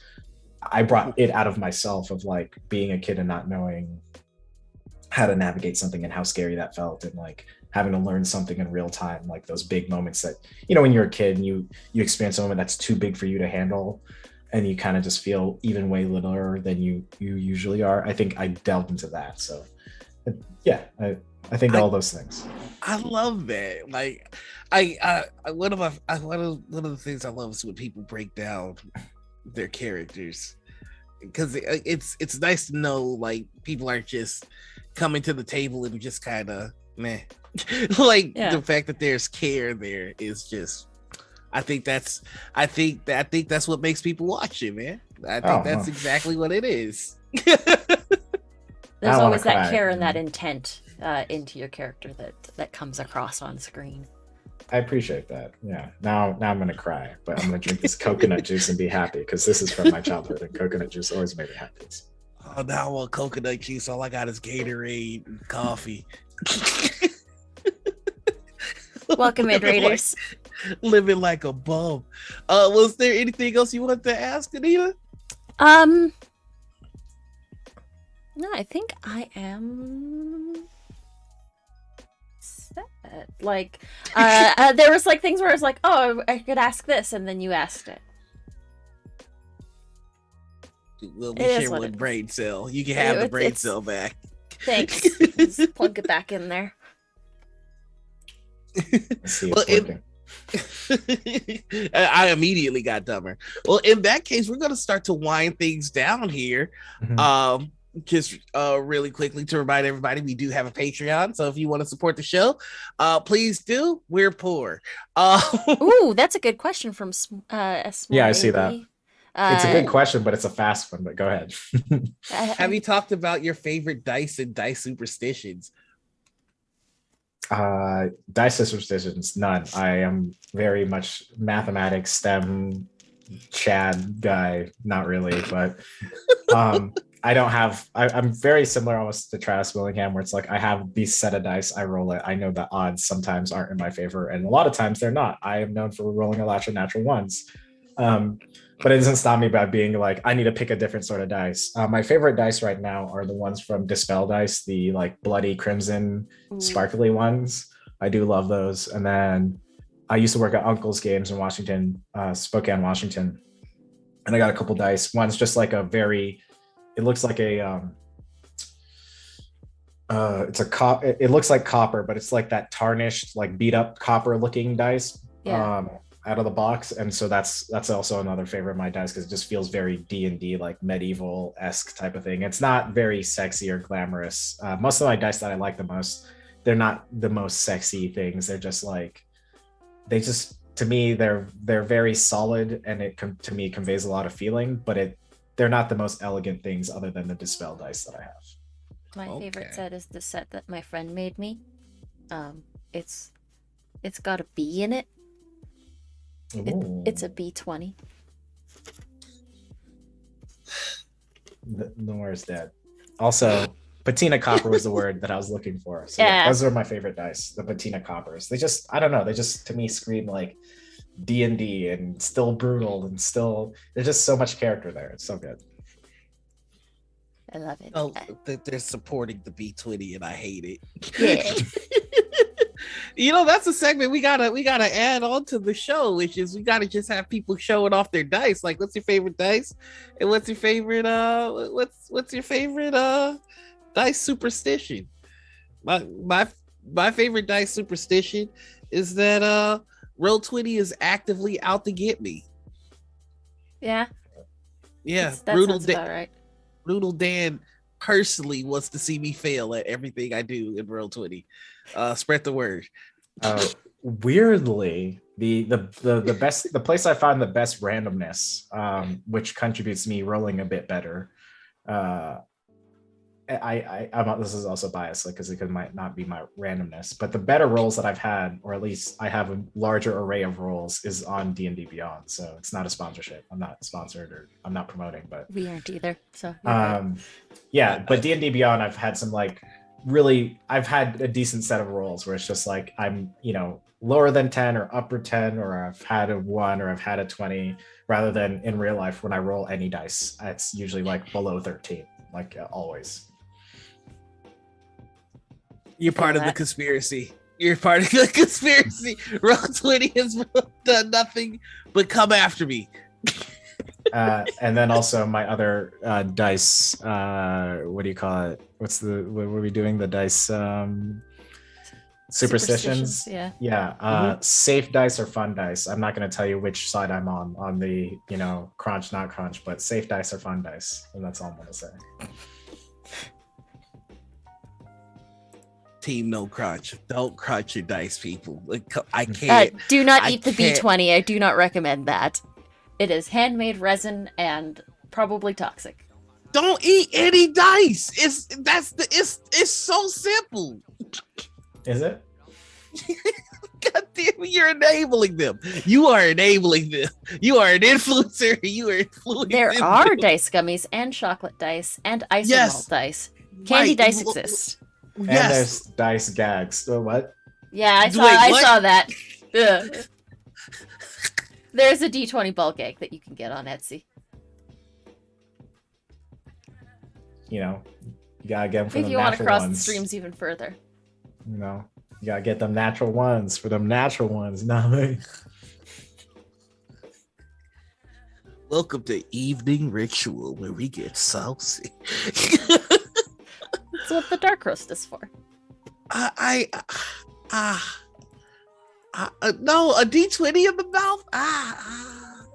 No. I'm sorry. Like, I do put a very wholesome brand out there consciously, but there's darkness that I withheld from most folks. Lich Daddy is like the only like nod to it, so that's it.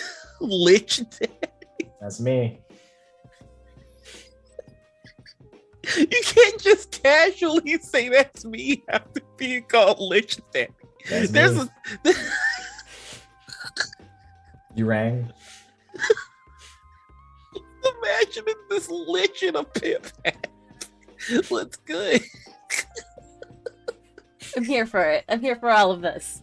Yeah, what up? You want this wish though? Okay. You know what? This confirms that we need to have you back again because I have more questions about Lich Daddy. But we have to wrap up. All right. So, I've been one of your hosts, Noir. You can find me all over the internet as the TheNoirEnigma. That's Twitter, Twitch, YouTube, TikTok, and Instagram. You can find me tonight over on Gilding Light. I'm doing a show there. Then you can find me over on Stella Luna's channel. We're doing the finale of a show there. Then tomorrow you can catch me behind the scenes in Rivals of Waterdeep as they're coming back for their 11th season. So good. Holy smokes. Then I think I'm doing something else. I can't remember. But more importantly, I've got a GoFundMe because I'm trying to get out of a hellish situation with my landlord. So if you got a couple of bucks to spare, throw them at your boy because I can use them. But that's me. We're gonna go over to your more responsible host that's not chuckling over the mental image of Pimp Lich. I'm laughing on the inside with Pimp Lich, with Lich Daddy. Take it away, Anita. Hi, I'm Anita, or Panita, or Critical Misses. You can find me everywhere online at Panita or at Critical Misses. You can find me here, most times. Mondays for Kingsguard, Roll20 Spotlight Show. Despite, for how much longer, since Noirs keeps calling them out, we don't know. Wait, what? Roll20 sponsors Kingsguard, but I don't Oh, know yeah, for how right. much longer because you keep calling them out.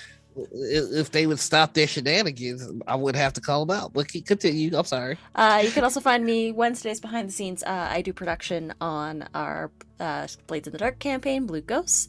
And then Fridays, you can find me GMing and producing.